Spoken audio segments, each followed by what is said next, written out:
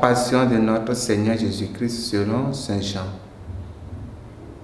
Chapitre 18, verset 1 à 19, verset 42. Écoutons maintenant notre homélie.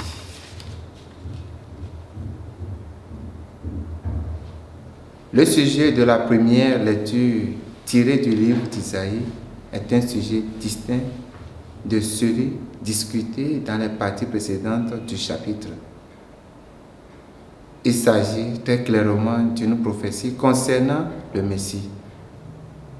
Il concerne à la fois son caractère officiel, ses souffrances, son exaltation et ses conquêtes.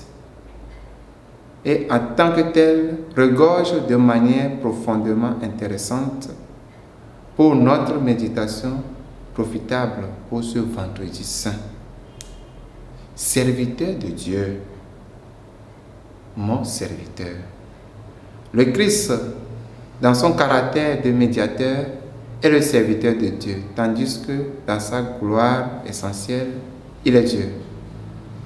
Observons comment il s'est acquitté de la fonction de serviteur. Sa fidélité. Il était fidèle en toutes choses, n'a jamais omis une des exigences de son Père.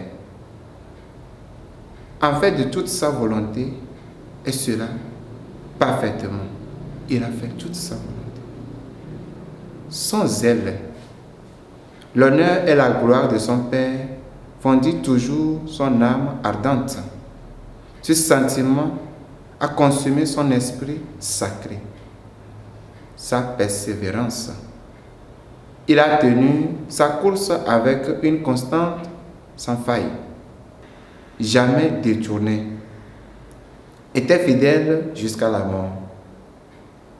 Le texte fait référence aussi à sa prudence.